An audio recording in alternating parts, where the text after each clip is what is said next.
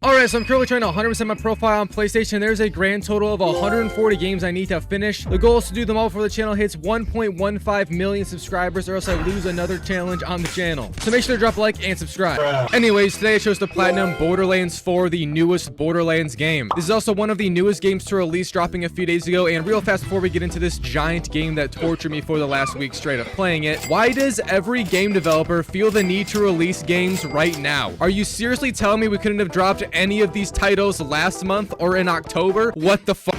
Alright, sorry about that. It's just a bit annoying having to spend hundreds of dollars on games this month. That's all. So yeah, Borderlands 4 is a giant game. However, it only has 36 trophies, including the Platinum Trophy as of right now. But it took me a solid 70-hour grind to get it 100% completed with. Although it would have taken me between 100 and 150 if I didn't do a certain leveling method that is sure to be patched in the future. I followed the Power Picks guide somewhat on this game and grind today, which consisted of a solid 9 stages to follow, rated at a 5 out of 10 difficulty, and that 100 to 150 hour playtime set. There also is 2 missable trophies in this game, which I didn't know about till already quite some time into the game. Thankfully though, both of them are just side quests and I hadn't done either of them, so it truly didn't affect my run at all.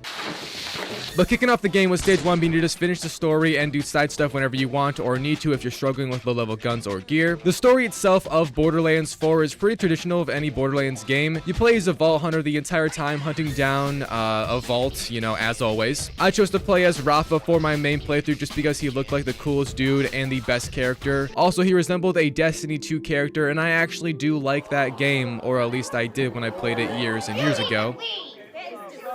Anyways, the story content itself for Borderlands 4 is all surrounding a guy named the Timekeeper, who is this overruler of the planet Kairos, and he runs absolutely everything on it, including the people itself, and he also rules a lot of the universe of Borderlands 4 in general, and he is just another very big and very bad guy within the universe. Also, with this power comes a super valuable vault that we are after because, yet again, we are a vault hunter, and that is our goal always. But with this endless search for loot, plunder, and infamy, we did also have to liberate the entire planet, so that's the real main objective of the day, with the whole Timekeeper vault thing kind of being the bonus or result in us doing this. And I don't really have a problem with this because hunting vaults in every Borderlands game is cool and all, but making it the sole purpose does get kind of old and repetitive. There also is 3 other vaults you can hunt down and open as you play in the 3 major regions of this game, being the Fade Fields, Terminus Range, and Carcadia Burn. But back to the big chunk of this game's grind, which is the story. In total, there is 123 missions we have to do, 25 being the main missions and 98 being side missions. Quite literally some of the most missions I've ever seen a game give you to do, and it's insanity. Red Dead 2 has a contender for largest story, and I'm not even capping here. This game is longer than my Wii. Okay, that's a bad comparison, but talking about purely the trophies though today, since I am not going to go through all 123 missions. You guys know me, I can barely remember what day it is, and if you ask me a single thing that happened in detail from a mission I did over a week ago, I will be yapping with no clue. The first trophy I did get though was called Pop Out from defeating a world boss. Another fun and I'm kidding, there's pretty much nothing fun about this game. Another thing in it is open world events. There is 3 relating to trophies themselves, which are annoying on their own, but then there is constant bosses that just show up at random in these white bubbles. The bosses are also usually very hard to beat, and if you leave the bubble at all, it just ends automatically, regardless if you dip back in right away. It's honestly bullshit. It happened to be numerous times when fighting and just getting rejected back outside the bubble, unintentionally ending the fight. This also took me over 2 hours to get my first trophy of the game, and this is because there's barely any trophies gotten from doing certain actions, like combat trophies in general, or just specific quests themselves. In fact, I don't think there is any story trophies aside from the final one, and maybe a handful as you progress through the major acts of the story. 36 trophies is low-key stupid as when this game takes over 100 hours to beat. The trophy list for Borderlands 4 is absolute shit, and that's on God. That's what I'm saying. But yeah, anyways, this boss I killed was named Eddie Forai Swazanski. I'm pretty sure this is just Mike Wazowski's Alabama-loving cousin who took on the family name and misspelled it on his immigration papers.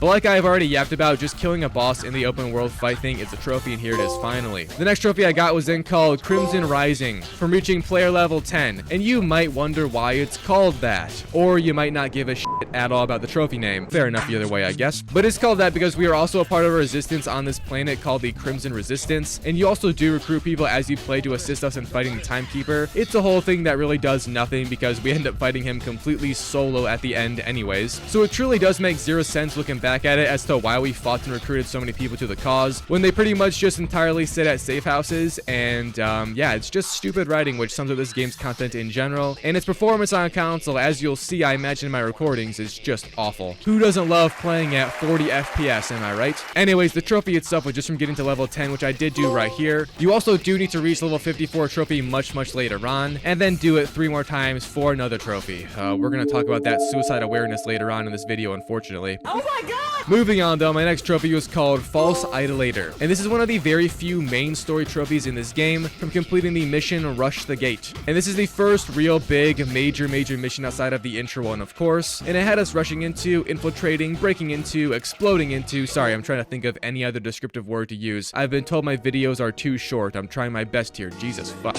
Go like my new Instagram post, by the way. This video was sponsored by Brendan Hoffman. I hear he is a great guy. Anyways, back to the mission I got this trophy on. You break into Idolator Soul's base, and then you fight him because he was the first tier of enemy that is working for the Timekeeper. Essentially just an overweight goon of his and the guy running or working out of the Fade Fields, which was also the first area of the game you play inside of. The fight itself is also one of the more annoying ones out of the many story bosses in this game. It's not necessarily hard itself because he doesn't actually attack you that often or has hard to dodge attacks themselves. It's just annoying, as I said, and that's due to him having armor that you cannot do damage to unless you throw one of these green spear things at him, which have a certain material effect on them which opens up the armor to his flesh and then allows us to do damage. So you kind of just do that the entire fight. It lasts multiple minutes, which is a new record for us here at ItsIlusion Studios, being just me. Yes, I am making another joke about me not lasting long. Shout out to the AI girlfriend. Once I did finally kill the guy, however, the trophy popped from his fight, and we now have 3 trophies total, and it's been 7 hours. I'm gonna jump off a tower. Anyways, moving on. My next trophy came not only a few hours later, but multiple hours, days even later, called All Things Vend, from just delivering the contents of the legendary vending machine. And this is also, if you have amazing memory or knowledge of this game, one of the 2 missable trophies in it. I finally got far enough into the game to reach some of these, and if you're wondering, this popped so long after my previous trophy due to me not really spending much time on the main story, and I was pretty much just grinding side stuff for most of the beginning of this game. But the side mission itself is actually pretty simple, and the trophy is also very easy to get despite it being missable. And the side mission itself consisted of us just going around to marked vending machines and some unmarked ones that you had to problem solve to find, then selling or buying certain rarities of guns in the correct order it shows on the back side of the machines. You have to do this multiple times, and just so you don't lose all your stuff, I would suggest always buying it back after the story queue is over with. But after a lot of vending machine puzzles, it led us to a cave and you have to fight the legendary vending machine as the finale. The fight obviously isn't that bad considering it's against a vending machine for f***'s sake, but the thing does have a lot of HP to be honest, all things considered. After beating it, you then reach the missable portion of this, and this is when you need to lock in, get that dokes level of focus, if you will, because the game tells you to just simply buy something legendary as your mission reward. However, if you peek on the ground, actually, you know, very obviously in view, I can even see it despite me not ever looking at its way, you will see yet again another order of buying and selling. I was following the guide for this, so I just looked at that for guidance, but you have to sell a green rarity item 3 times and then buy the legendary one. Upon doing that, the mission would then end normally. However, for us, we got another item being a picture of Zane and Levine, who are 2 of the side characters in this game and a pretty major part of it. But that's all you have to worry about for the missable part. Then you just simply have to fast travel or just get to Zane, who is at an outpost, and give him the picture as the final objective of the quest, and the trophy is all yours with mine popping right here. My next trophy was then much easier and more simple, being from just reaching level 30. Again, leveling in this game takes ages unless you find a way around it. But here's a trophy pop for me reaching level 30, which I got about 2 hours after my previous one. And my next trophy was then another 2 hours later, and actually my first out of any trophies from completing side quests in their entirety. I know I just got a trophy from a side quest, but this one called Widely Beloved Mascot was from completing every single Claptrap mission in the game. Claptrap is the iconic Borderlands robot companion who was in Borderlands 3, and probably in the previous games as well. I don't honestly know because I haven't played them myself, but he is a staple in this game yet again, and very funny as always. And again, as always, he gives you numerous missions, and doing all of them gets you the trophy, and here it is. I then got a trophy after that for completing another major main story mission, being called Her Flaming Vision and relating to Callus the Ripper Queen. Again, this is just the big final boss in charge of their respectable area we have been doing main stuff inside of. This time I believe it was in Carcadia Burn. Comment if I'm wrong, both to inform others but also to boost the algorithm. I think I actually have females figured out more than the YouTube algorithm. There is no reason a Roblox video on my channel should have gotten over 200,000 views. If this video video fails to do that, I'm gonna feel depressed, I'm not gonna lie. But yeah, this mission functions the same as any other main story mission in this game. You go to bad place, you break into bad place, you fight bad people, and then you fight worst bad people, being the boss. This fight, however, was much faster than the previous big boss on the last area of the game, forever ago now, because Callus does not have armor that you need to take off to do damage. Instead, it's for the most part just a straight up brawl. There is a few moments where they go invincible to say, but that's just in between fight stages, and I did it first try very fast. Might have even lasted long enough to not, okay, I'm not doing 2 of those jokes about that in one video. This is why Reddit hates me.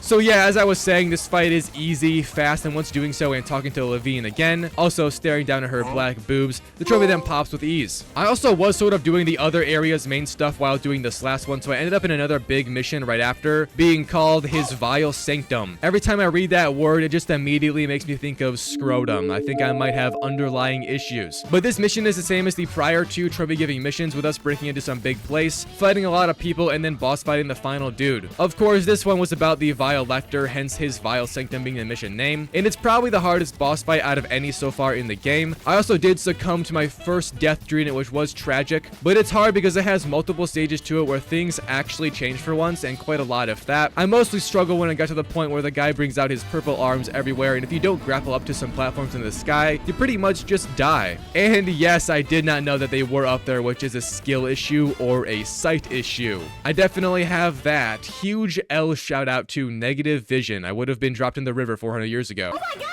But once you do figure out that all you have to do is grapple up, this fight isn't bad at all. Upon defeating the vile scrotum, which is what my ED doctor named my penis, the trophy then pops yet again. So at this point in the game and story in general, I'm actually pretty far, considering we just finished the boss that is for the 3rd area of this game's open world. However, I honestly almost forgot to mention this, but there is actually a 4th area, and it's called Dominion City. Now, I didn't throw this into the other 3 areas because it's the tiniest of them all, and it's also only available after doing every other story mission that we just did, and there really isn't much there aside from a bunch, and I mean a bunch, of annoying side quests. Before you do make it there, however, I did just get a quick trophy from acquiring 60 cosmetics. These are not hard to get, and you get given cosmetics as you play from a lot of stuff, so you really shouldn't have any trouble getting the trophy. But then my next trophy was called Howling on the Moon, and no, this is not a furry reference. Instead, it's about completing a mission called Another Day, Another Universe. The mission related to us finding and freeing Lilith, who has been under the Timekeeper's control, and she is also a big deal in the Borderlands universe. Also a main character in the previous game, if you do remember. But the mission itself is actually one of the more cool ones in the main story. It still had the main structure of going to bad person's place and killing your way to a boss fight. However, this time we actually go to the moon, and it was fun just how different it was. You also had to find like oxygen masks and stuff, or else everyone would die. Love seeing mass slaughter on God. But the boss fight itself was against Moon Madden Callus, and I'm pretty sure this is the previous boss just being reused, but if not, I am deeply sorry for bringing that up, and my father was right. I am a disappointment. The fight itself, though, was very straightforward. It also wasn't too hard. There also really isn't any major stage changes inside of it, and it's just an all-out brawl, which I personally love seeing. Very easy for my bird brain to understand. Upon winning the fight, though, a bunch of cutscenes then played out like usual, and we saved Lilith. W team, we officially won the war, and here's the story pop. So my next main big mission was then the final one in the game, and I noticed this and then decided to just go do side quests for multiple hours. Literally no reason doing this because completing the main quest does not affect or change the world at all, so I did this simply for shits and giggles. Doing this, though, got me numerous trophies from just completing side quest chains, much like that claptrap trophy I mentioned a few minutes ago. The first one I got was from doing all of the Electi missions, then all of the Augur missions, and before completing another chain, I did reach that one missable trophy we have left in the game called Rift Incompatible from finding Ottoman's final resting place. And the only part that is missable in this is the very ending of it, much like the previous missable side quest trophy that we did do earlier in the video. But the mission itself was much less interesting than the previous missable quest trophy was. You pretty much just fight enemies here and there, not much else in terms of excitement occurs. But the missable part, which is all we care about, comes at the very end of it, like I already said. And the game poses you with either shooting Sir Francis or punching Sir Francis. And I'm not a bully. I also do feel bad because his name is Francis. Diabolical pull. God's true punishment right here.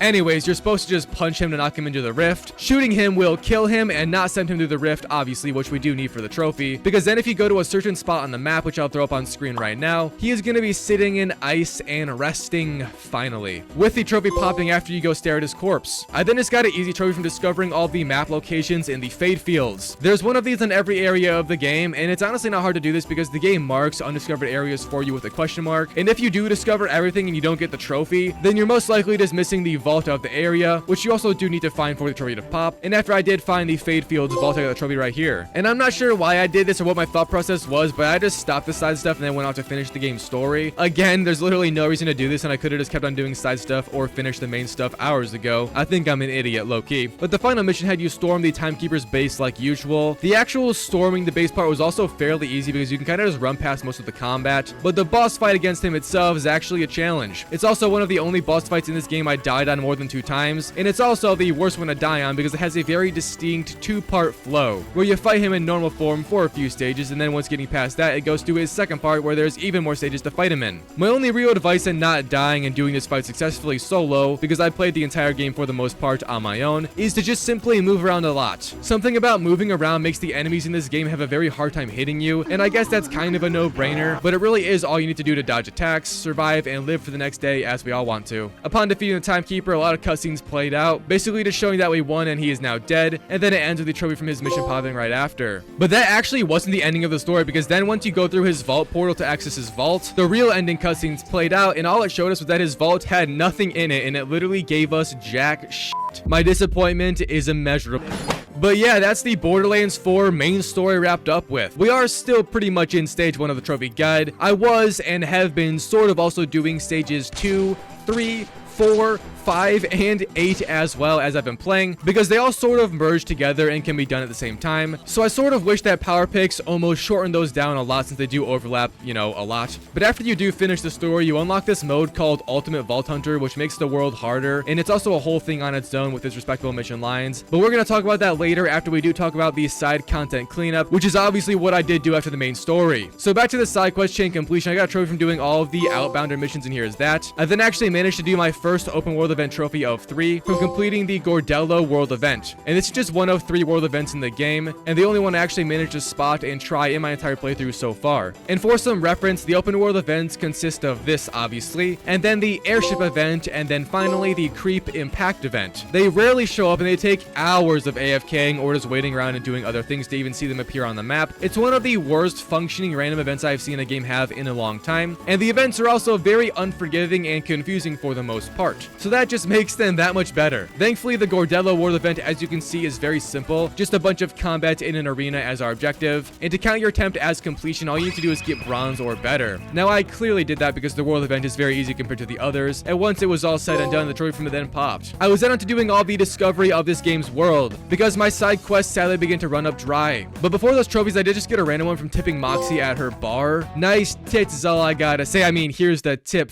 That sounds worse. But I then did get 2 trophies from discovery, being Dominion City first as a matter of fact, and then Carcadia Burn afterwards. Following those, I then did all the Primordial Vaults, which are those infinitely replayable vaults in this game, where you fight enemies and then the guardian of them. And looking back at it though, these really aren't too hard and honestly not that all good for loot. I think I got better stuff and more XP from just farming contracts and vile contracts than I ever did in the vaults themselves, and they're honestly a bit of a disappointment just how bland they are. All of the vaults also look and function near exactly the same way, so that's yet again another L in this game's missions or quest. But after beating every guardian of the vaults, there's only 3 by the way, the trophy from that then pops, and here it is. I was then back to discovery and I found every location in Terminus range, making that my final one. The trophy then popped right here as well. So talking about those side quests again, after doing every single one that is marked in the vaults, you'll be a few short, and that's just because there is a handful of quests in this game that do not get marked on the map at all and require you to go out and find them within the world yourself. So huge thank you to PowerPix's guide for highlighting these, because they are literally just in the most random corners of the game, and you're not gonna find them unless you're just purely lucky. But after finding them all and doing them all, I finally got the complete all side mission trophy called Grassroots Campaigner, and here it is. God, that was a grindy ass trophy just for it being silver.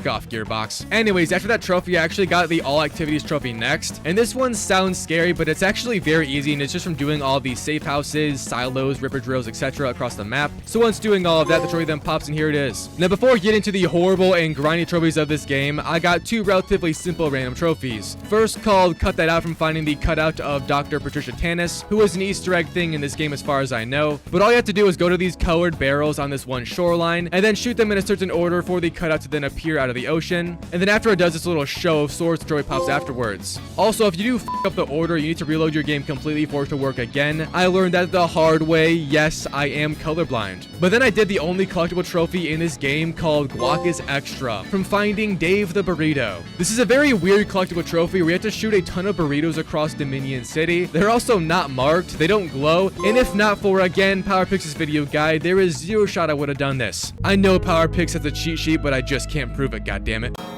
I love you, bitch. Anyways, with the video guide, it's not hard at all. Upon finding and shooting every single one, you then get access to the burrito shrine, and the trophy pops with ease. So that is every single easy trophy, or at least every single simple trophy done with. And my remaining trophies were all inside of stages 6, 7, and 9. The absolute worst, most torturous, and endearing stages of this game. The first goal I chased down was just a trophy called Gear 5, from reaching Ultimate Vault Hunter level 5. And this is actually not as bad as it sounds. To do this, all you need to do is be playing on the Ultimate Vault Hunter mode, and then just go through the challenges that has in the challenges section. They are all literally just consisting of you replaying boss fights on the ultimate difficulty, and then after you do the required ones, it just simply unlocks a mission replay from the main story on your new harder difficulty. You then just do that, and then teleport back to the main world and do more boss fights on the ultimate difficulty. Repeat that cycle till you reach tier 4, and your final 3 missions or so will be replaying the primordial vaults. After doing those, you then replay the final mission of the game against the timekeeper. Upon winning, it unlocks Ultimate Vault Hunter level 5, and the trophy pops. Not complex at all, just takes some time and a bit more hard than normal gameplay, but really it's something insane in hindsight. And while I was doing all of that, though, I did also get one of my manufacturer challenges done with. These are a very big grind, but if you do them while playing the game from the start, it really shouldn't leave you with anything too bad at the end. So after that, I can't f***ing speak. Holy f***ing shit. Oh my god! Anyways, after that I then grind out the trophy called Freelance But Not For Free from doing 80 contracts. Also, if you're wondering, yes, I am level 50 at this point, and no, I did not get the trophy from that. For some reason, this game has an issue with the Rafa character, and if you hit level 50 with him, it will just not give you the trophy. It ended up not being an issue after getting level 50 with somebody else, but that's still pretty f***ing stupid. But doing 80 contracts is actually not as bad as it sounds. You can also reload your game over and over to get new contracts and just do bounties, which I probably should have done just for time. However, I was also farming my shotgun challenges still, and I needed kills badly, which I would end up getting before the 80 contracts. And after doing my final shotgun challenge, I got the trophy pop right here from the gear challenge trophy. I then hit up my boy Uncle Zerk, another great trophy hunter, and he dropped me a legendary wrap kit, which is the only legendary item I never got through my entire time playing this game. And after I did equip it, I got the all legendary gear trophy, and here it is. But back to the contracts, I then finished my 80th one shortly after returning to them, and that trophy popped as well. And by the way, shout out to Gearbox for adding in trophy counters on the trophies themselves. I always love when devs do that, and I gotta give some respect for it. So the 4 trophies I have left are all about leveling to 50 with every character, and those 2 open world events that I couldn't get at all, or I failed to complete, which I did do, I'm not gonna lie. And the first trophy I got here was that Creep Impact event. I was also using another character at this point, and I only got this one done because it randomly showed up and I saw it, thankfully, ran over to it super fast, and then just did it. The trophy itself also did not pop after finishing it right away, and I just sat there for a few minutes waiting. But hey, it finally did, so W. I still despise open world events in this game with everything in my soul. But the next trophies I got were from reaching level 50 and getting level 50 on every character in the game. Both of them suck, by the way, and they would probably take 30 more hours of grinding to get done with. Absolute brain-melting behavior. However, a lad from my Discord, yes, I do still have a Discord, and you should join it. He told me about this leveling thing going on inside of the wonderful world of TikTok live streams. Personally, I barely use TikTok anymore. Yes, I think I'm better than you all, but I did boot up the old friend, and I joined this dude's live stream who was on PC and was hosting a leveling boosting session. There was also these other 2 people doing the same thing, and if you legit just join their lobby, you get instant level 50. So I deadass just did that. I got lucky and made it into the lobby while other people were spamming join, and the level 50 trophy popped finally. The state of Borderlands 4 has made it so using exploits is the only way to get its trophies. You'll love to see it. But yeah, seeing this activated a drug in my trophy brain, and I did it with the other 2 characters I needed, getting 50 on both of them, and then unlocking the collect all personal vehicles trophy, which is got them by reaching level 50 on every character, because getting level 50 gives you a vehicle on each character, and that's the reason this is a trophy. But yeah, here it is. Fuck that trophy. Doing it legit is such a stupid and meaningless grind. Anyways, my final trophy in the game was then the infamous reverse abduction. Complete the Airship world event. And this is my final trophy because I just could not get it to spawn in again. I literally let myself AFK for an hour before it showed up. Great game we got here. But after seeing this, I also hit up 2 other people in my Discord that needed it, and they joined my lobby to get it done with. Shout out to teamwork. But yeah, the event itself is also ass, only because it doesn't explain at all what you have to do, so I will. You literally just kill enemies, and then have to make sure you leave the ship before its countdown is over, or else you will die, and that's it. After doing that for 4 ships and getting well above bronze, the event finished with, we completed it, and my trophy popped along with the platinum trophy on Borderlands 4. God damn, that was a grind, and I wanted to cry numerous times. But yeah, that was the Borderlands 4 platinum trophy experience. Overall, I think the game is pretty much just ass. Playing it on PS5 sucks. If you play it for more than 3 hours in a row, it just starts to stutter. The FPS gets worse, the game crashes, the graphics don't load. It's just not a fun time. And obviously, this game's trophies are complete shit. They don't even pop when they're supposed to, which is an obvious sign of negligence and failure on the developer's parts. The story itself is also kind of boring, all things considered, and it's honestly a hard game even on the easiest difficulty, which is annoying if you wanted a casual experience. But yeah, GG on the platinum, I guess. Hopefully you all enjoyed this video, and if you didn't, I hate you. Thanks for watching.